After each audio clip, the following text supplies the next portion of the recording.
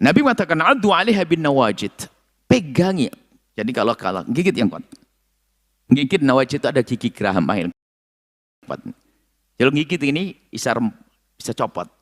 Kalau kita gigit sesuatu dengan gigi depan, bisa saja giginya copot. Tapi kalau nawajid kuat, maksudnya apa? Yang kau dapat dari baginda Nabi dan dari sahabat-sahabat Nabi Khulafaur Rasyidin, pegang dengan kuat. Maksud pegangi yang serius. Wa iyyakum wa muhdatsatil umur, awas kalian dengan hal-hal baru. Ini adalah isyarat tentang bid'ah. Hal-hal baru yang tidak pernah ada pada zaman Nabi lalu diada-adakan, awas. Muhdatsat.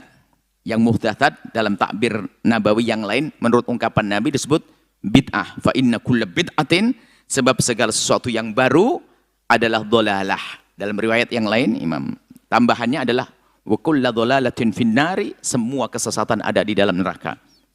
Ini hadis digunakan apa? Ini hadis menunjukkan bahasanya bid'ah adalah sesat. Bid'ah adalah di neraka. Bid'ah itu adalah lawan daripada sunnah. Ya. Kalau sunnah Nabi harus kita ikuti. Ini kan babnya membahas tentang sunnah. Kita hendaknya mengikuti sunnah Nabi, kitabus sunnah. Kemudian disinggung bid'ah agar tahu bahwasanya ada yang menentang sunnah, bertentangan dengan sunnah, namanya bid'ah. Lah kita perlu tahu seperti apa sih bid'ah. Jangan seenaknya sendiri mengatakan bid'ah. Makanya kalau kita asal memaknai bid'ah, maka berbahaya sekali. Seseorang yang asal di dalam menyebut bid'ah tanpa kriteria, tanpa penjelasan, tanpa definisi yang jelas, maka hasilnya akan menjadikan bid'ah sesuatu yang sunnah. Ini kan bahaya. Sesuatu yang sunnah menjadi bid'ah. Para ulama membahas tentang apa itu bid'ah. Yang dikatakan kulla bid'atin dhalalah. Kulla bid'atin dhalalah. Kulla itu dalam bahasanya para ulama usul fikih, kull itu adalah termasuk sihatul umum. Semua bid'ah adalah sesat. Kan begitu bunyinya. Akan tapi dalam kaidah mereka juga yang namanya umum bisa saja ditakhsis, dikhususkan dengan adna qarinah, dengan satu indikasi yang sangat sederhana pun bisa saja dikhususkan menjadi tidak semuanya. Semua bid'ah adalah sesat. Bid'ah syariah yang dimaksud bid'ah. Jadi mungkin kalau kita bagi bid'ah lughawiyah sama bid'ah syariah. Kalau bid'ah lughawiyah adalah segala hal yang baru.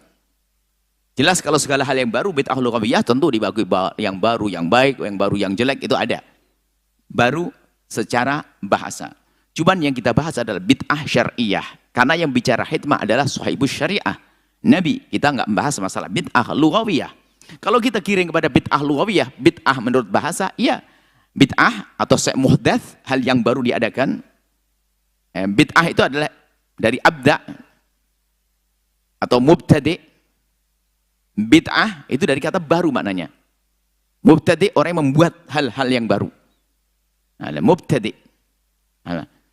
Jadi kalau orang mubdi', orang yang membuat kreasi baru yang tidak pernah dimiliki oleh orang lain. Mubdi'. Badi'us samawati, yang menciptakan langit dan bumi yang tidak pakai misal sebelumnya. Jadi kalau dari segi bahasa, baik bid'ah adalah hal yang baru. Hal yang baru yang diada-adakan. Yang dibahas di sini adalah bid'ah syariah tentunya, karena yang bicara adalah sahibus syariah, baginda Nabi SAW. Dan dikatakan semua bid'ah adalah sesat. Kul, sihat umum. Kul itu maknanya semua. Cuman dalam pembahasan, ulama mengatakan umum itu bisa saja dikhususkan. Artinya ada yang tidak tergolong masuk dalam kul tadi, yaitu dengan takhsis. Nah, takhsisnya tentunya dengan dalil yang lain ada. Bisa saja nanti dengan istitsna, pengecualian, nempel dengan nas tersebut. Semuanya adalah nggak benar kecuali ini, bisa saja. Istitsna, pengecualian bisa ditempelkan. Artinya dalam satu deretan, satu dalil atau riwayat. Bisa saja munfasil yang terpisah. Dipisah. Nah, termasuk kullun di sini adalah semua bid'ah adalah sesat. Semua. Kalau hanya begini saja bunyinya, tanpa kecuali. Dalam urusan apapun ya, tanpa kecuali, nggak ada pengecualiannya. Berarti bid'ah semuanya. Loh, Akan tapi apakah betul bahwasanya kul di sini adalah umum? Umum yang tidak pengecualian, tidak ada taksisnya, pengkhususannya. Nah, ini kita perlu tengok riwayat lain. Yang tahu ini adalah para ulama-ulama. Ulama-ulama yang menjelaskan. Makanya ada sebagian orang mengatakan, memastikan, kullu di nggak bisa dikecualikan. Nggak bisa, pokoknya semua bid'ah adalah sesat. Semua hal yang baru adalah sesat. Baru di ini adalah baru dalam hal apa? Kan begitu, pembahasannya panjang. Baru dalam urusan apa? Kalau baru urusan-urusan dunia, banyak membuat motor, mobil. Bukan, kita tidak bahas urusan dunia. Jadi urusan hal yang baru dalam urusan ibadah, urusan agama. Urusan agama. Bukan urusan kebiasaan, urusan agama. Jadi, di mengkhususan. Semua, nah dari sini semua yang semuanya kullu bid'atin ada pengecualian. Sudah mulai masuk. Kullu bid'atin fid dini ada di dalam urusan agama. Biarpun fiddin nggak ada di sini. Sebab apa? Akal kita menyaksikan bahwasanya banyak hal yang tidak pernah ada pada zaman Nabi tidak ada mengatakan bid'ah kok. Berarti di sini sudah ada pengecualiannya bahwasanya tidak semua yang baru adalah bid'ah. Maka dipilah baru urusan agama saja yang ada bid'ahnya, selagi bukan urusan agama tidak. Nanti babnya masalah halal haram dan sebagainya. Misalnya satu permainan yang merusak akhlak, haramnya karena dia merusak akhlak, bukan karena bid'ah. Permainan yang membahayakan karena membahayakan, bukan karena bid'ah. Permainan yang dulu tidak pernah ada, sekarang ada, lalu membahayakan, haram, bukan karena bid'ah, karena membahayakan. Tapi ini bid'ah, ini berarti urusan agama. Kemudian dilanjutkan, apakah betul hal yang baru dalam urusan agama semuanya adalah dolalah, sesat? Baik, mari kita lihat hadis. Turun kepada hadis berikutnya lagi. Bisa dibaca satu hadis. Hadis yang sering disebut juga seiring dengan hadis ini, biarpun di sini tidak disebutkan. Man ahdatha fi amrina ma laysa minhu fahuwa raddun. Hadis Nabi. Man ahdatha, barang siapa yang mengada-ada fi amrina, dalam urusan kami, urusan agama. Nah, berarti ini loh yang ditolak. Man ahdatha fi amrina, barang siapa yang mengada-ada dalam urusan agama. Cuman kita harus cerdas mencermati. Setelah man ahdatha fi amrina, Nabi menyebutkan. Dan Nabi tidak boleh ngomong, Nabi tidak boleh berbicara yang nganggur. Nabi nggak boleh kita menyifati Nabi bicara dengan kalimat yang nggak guna. Wah, ini kurang ajar kepada baginda Nabi kalau kita mengatakan Nabi berbicara sesuatu yang tidak berguna atau yang tidak ada artinya. Coba, Anda saja bilang, wah omonganmu tidak berarti. Anda marah kok. Nabi menyebutkan dalam hadis ini setelah man ahdatha fi amrina, barang siapa yang mengada-ada dalam urusan agama, ada tuh malaysa minhu, yang itu bukan bagian daripada agama tadi. Kenapa Nabi pakai malaysa minhu? Bagaimana jika seandainya mahuwa minhu? Malaysa minhu yang bukan urusan dari agama, bukan bagian daripada agama tersebut, bahwa raddun itu tertolak. Tapi kalau seandainya waman ahdatsa fi amrina mahuwa minhu, harus begitu dong bunyinya. Jika ada orang yang mengada-ada dalam urusan agama, tapi itu bagian daripada agama, maka tidak mardud, tidak ditolak. Nah, untuk menjelaskan malaysa minhu dengan mahuwa minhu itu bagaimana? Malaysa minhu jelas yang mengada-ada dalam urusan agama yang bukan bagian daripada agama, bukan termasuk agama, nggak bisa dikembalikan dengan dalil-dalilnya, maka itu mardud, ditolak. Apapun bentuknya. Tapi jika mengada-ada tapi mahuwa minhu, lah ini kan aneh, seolah-olah kan bertentangan. Bagaimana mengada-ada tapi kok itu dari sesuatu dari agama? Kan aneh, mengada-ada sesuatu yang dari agama. Berarti nggak mengada-ada dong. Nah, maka itu harus pakai pemahaman. Mengada-ada dalam bentuknya, tapi asalnya sudah ada. Apakah itu bentuk pelaksanaannya? Bentuknya, tapi sudah ada dasarnya pada Islam. Minhu. Mahuwa dari Islam, sesuatu dari Islam, dia membuat sesuatu yang kalau kita cermati, satu demi satunya itu ada dikembalikan kepada syariat. Maka ini bukan bukan ditolak. Sebuah contoh. Orang membuat sholat subuh dari 2 rakaat menjadi 4 rakaat pasti bid'ah. Ini gak jelas. Tapi ada sesuatu, karena apa? Nggak ada kewajiban sholat 4 rakaat, nggak ada subuh. 2 rakaat. Yang menjadikan 4 adalah pasti salah. Tapi ada sesuatu yang diada-ada. Tapi kalau kita preteli satu-satu bisa dikembalikan kepada dalil-dalil. Minhu ternyata kalau kita rinci adalah minhu minad dini, dari agama. Maka ini adalah bukan sebuah bid'ah. Sebuah contoh ini kebetulan kita bentar lagi di bulan Maulid. Di bulan Maulid Nabi SAW. Orang pada merayakan Maulid Nabi. Coba direntet semuanya. Maulid Nabi adalah muhdats, hal yang baru bentuknya seperti itu. Terlepas daripada isu yang mengatakan bahwasanya pertama kali mengadakan adalah Fatimiyun, mengatakan adalah ini, bukan. Terlepas dari itu, kita lihat isinya langsung. Maulid Nabi itu apa sih? Apa di dalam Maulid Nabi? Kami himbau kepada yang benci kepada Maulid Nabi, suruh mendengar sebentar. Sabar sedikit, biarpun Anda mendengarnya adalah dengan tidak suka, tapi perlu untuk menambah wawasan. Coba, di dalam Maulid Nabi, terlepas dari Maulid Nabi yang buka auratku yang pinggul, bukan itu. Maulid Nabi yang diadakan oleh pencinta Nabi, perindu Nabi, apa? Di dalamnya ada sholawat kepada Rasulullah. Dibacakan syair-syair sanjungan untuk Rasulullah. Dibacakan sejarah baginda Nabi SAW. Di situ termasuk it'amut ta'am, memberi makanan kepada orang-orang yang datang. Baik, ini lihat bentuknya begini, memang dengan acara begini tidak pernah ada pada zaman Nabi SAW. Tapi kalau kita perhatikan itu semua adalah minhu, termasuk bagian yang pernah ada pada zaman Nabi SAW. Kalau kita rinci, coba membaca sholawat ada dianjurkan oleh Nabi SAW. Memberi makan diajarkan oleh Nabi. Menyanjung Nabi itu adalah kewajiban kita. Apalagi berkumpul makan bersama adalah diajarkan. Lalu bagaimana, dari mana bid'ahnya? Ini mahwa minhu. Ini adalah bagian daripada yang ada pada zaman Nabi SAW.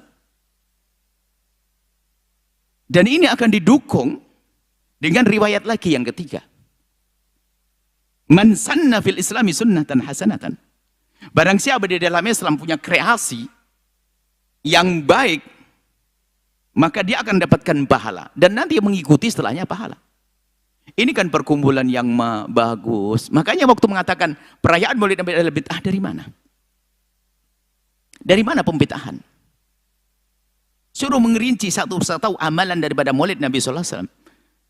Kalaupun dia tidak mau merayakan Maulid Nabi, oke, mungkin dia berbangga, dia melakukan dengan cara yang lain, dengan sedekah atau yang lainnya. Tapi ini loh orang yang mengumpulkan orang, kemudian diajak membaca sholawat, kemudian diajak berzikir, kemudian diajak mendengar tausiah tentang baginda Nabi dan seterusnya. Dari mana pembid'ahan yang semacam ini? Ini memang orang hada ahdath. Ini kiai ahdatha. Fi amriya, ini urusan agama di dalamnya. Tapi mahwa minhu, ini termasuk bagian daripada agama. Karena apa? Kalau satu demi satu kita kembalikan kepada agama adalah sah. Sholawat di saat kita mengadakan sholawat saja sah. Kalau kita menyanjung Nabi Muhammad sah sendiri. Kita ngasih makan sendiri sah. Kalau dikumpulkan tentu menjadi hal yang lebih bagus. Di sana ada lagi upaya untuk meruntuhkan ini dengan istilah bid'ah idhofiyah. Ini adalah hal lain baru yang perlu dibahas. Enggak. Ini adalah coba Anda berpikir. Bagaimana? Orang beri makan adalah halal. Oke, beri makan kepada sanak, kerabat dan saudara, para tamu. Oke.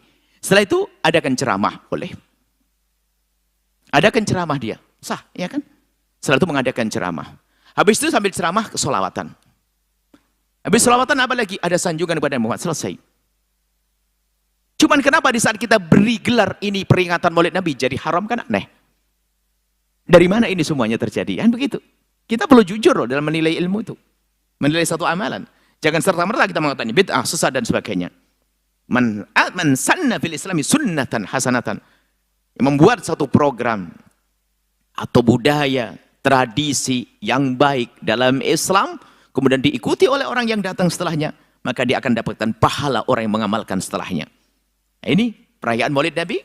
Maka unik, ada sebagian orang betul-betul keras sekali Maulid Nabi adalah buat sesat, Masya Allah. Suruh berpikir sejenak. Apalagi kalau niatnya adalah untuk mempertemukan, menyambungkan hati kita dengan baginda Nabi SAW. Adapun cara-cara yang salah bukan itu. Kita mencermati caranya yang salah dong. Mungkin ada merayakan Maulid Nabi dengan cara yang diharamkan. Bukan itu. Kemudian kalau kita kembalikan pada niat besar kita adalah untuk sambung hati, untuk mengagungkan Nabi, kita wajib mengagungkan Nabi SAW. Selalu bahasa yang diambil oleh sebagian saudara kita yang membenci Maulid Nabi adalah ini semua tidak pernah dilakukan oleh Nabi. Tidak pernah dilakukan sahabat Nabi. Kalau seandainya ini baik, tentu para sahabat Nabi lebih dulu daripada kalian semuanya. Waduh, ini adalah bahasa yang kadang-kadang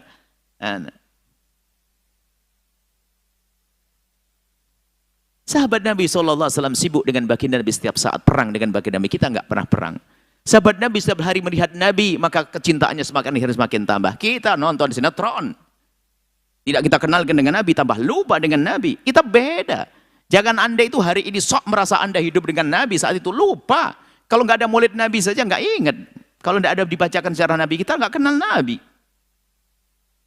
Kita perlu jujur dalam menilai masalah ilmiah itu.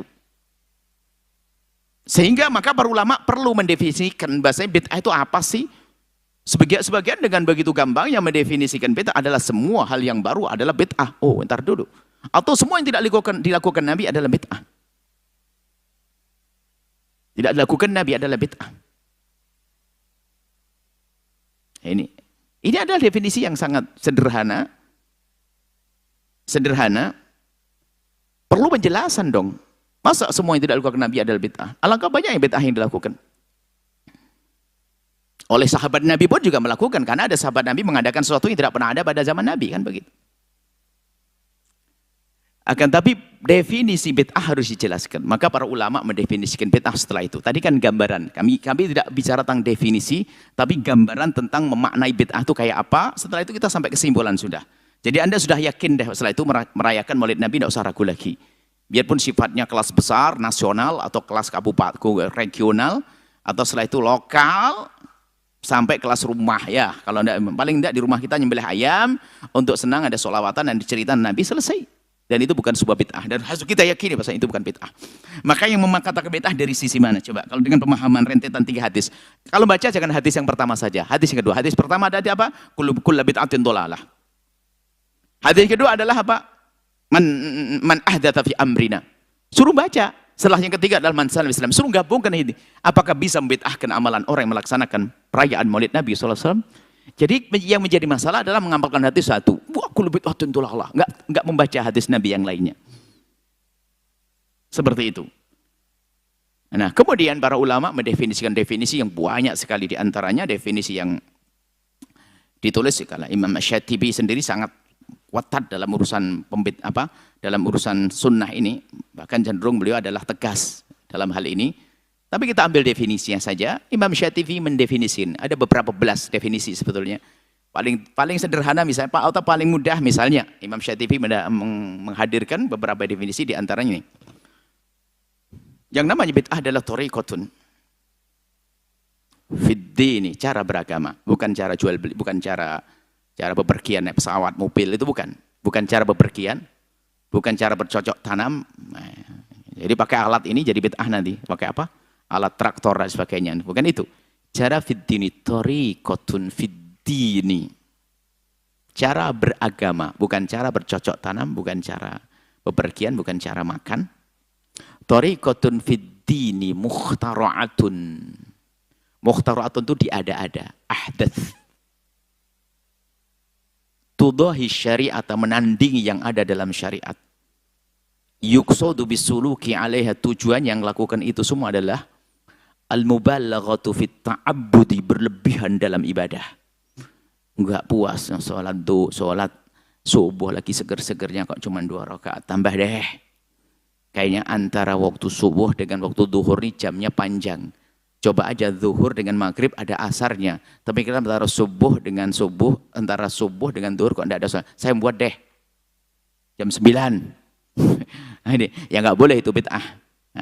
Karena thariqatun fiddini mukhtara'atun itu. Tapi lihat kalau kita rinci, thariqatun fiddini urusan agama saja. Mukhtara'atun diada-ada. Diada-ada itu artinya apa? Kalau kita kembalikan kepada firman Allah dan hadis Nabi nggak bisa. Tapi kalau masih bisa tidak akan jadi bid'ah. Kalau masih ada ketemunya, tolong ya. Maulid Nabi kalau kita kembalikan kepada hadis Nabi ketemu semuanya. Zikir ada, sholawat ada, tausiyah ada, makan ada. Berarti bukan mukhtara'atun, bukan mengada-ada. Hanya caranya saja yang dihadirkan. cara berkumpul. Seperti itu. Tudahi syariat sesuatu yang menandingi syariat, mirip dengan yang ada dalam syariat. Itu sholat, pengen buat sholat baru lagi. Puasa Ramadan, saya itu kalau puasa Ramadan ini di negeri musim panas ini, saya mau buat puasa baru lagi deh. Nah, puasa tambahan Ramadan deh, kurang puasa ya Ramadan, buat Ramadan baru lagi, Ramadan 2, part 2. Ya nggak boleh. Nah, tidak boleh seperti itu. Karena sudah ada dalam syariat. Kemudian yuksod bisuluki alaiha, tujuannya ngadain itu semua adalah mubalaghah fi ta'budi. Biar dia lebih hebat, biar lebih Masya Allah lebih khusyuk. Seperti hadis sebelumnya. Hadis sebelumnya kan ceritanya ada orang mubalaghah fi ta'budi. Ada orang bertanya kepada istri baginda Nabi tentang ibadahnya baginda Nabi.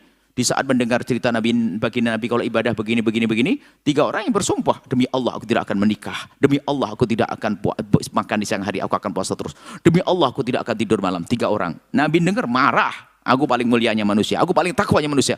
Tapi aku juga nikah dengan perempuan, aku juga puasa, kadang aku juga buka, dan aku juga tidur malam. Nah itu. Jadi nggak boleh berlebihan. Nah ini mubalaghah fi ta'abbudi ini adalah bid'ah itu biasanya dihadirkan oleh orang yang mubalaghah fi ta'abbudi, berlebihan dalam beribadah. Dan tidak kita pungkiri ada memang istilah bid'ah. Bukan istilah, perbuatan-perbuatan bid'ah itu ada dilakukan. Termasuk ya kita harus jujur kritik kepada sebagian mutasawwifin, ahli tasawuf itu hebat. Tasawuf harus dengan ilmu. Cuman ada ahli tasawuf yang nggak pakai ilmu itu yang merusak. Mutasawwifin ada. Ngaku tasawuf nggak pernah ngaji, ngarang-ngarang ibadah seenaknya sendiri. Dan itu bahaya. Kita tidak punya urusan dengan orang-orang seperti itu. Kita urus saja dengan seperti Imam Junaid al-Baghdadi yang mengatakan bahwasanya cara hidup beragamaku itu adalah harus diikat dengan Quran hadis Nabi. Bukan asal ngarang ibadah. Ini guru torekoh palsu nanti tiba-tiba buat aneh-aneh, nggak berlaku itu. Harus ada ilmunya dong. Maka torekoh adalah hak. Cuman harus kita ketahui bahasanya dunia tasawuf pun kadang dicoreng oleh pelaku tasawuf yang malas tidak pernah belajar. Islam adalah hebat. Cuman kadang Islam dicorek oleh pelaku Islam itu sendiri yang ngaku Islam tapi dia jauh dari Islam. Sehingga bid'ah pun bisa dilakukan oleh orang yang ahli ibadah karena kebodohannya dia membuat ibadah-ibadah yang ngaco. Tapi ingat, Maulid Nabi tidak bagian daripada ini. Maulid Nabi adalah sah syar'i. Maulid Nabi adalah sesuatu yang sangat, kalau kita rinci satu demi satu, semua yang terjadi di dalamnya adalah sesuatu yang dianjurkan. Adapun cara mengadakan Maulid Nabi yang salah, bukan urusan kita dengan kesalahannya, tapi kita berurusan dengan perayaan Maulid Nabi Sallallahu Alaihi Wasallam.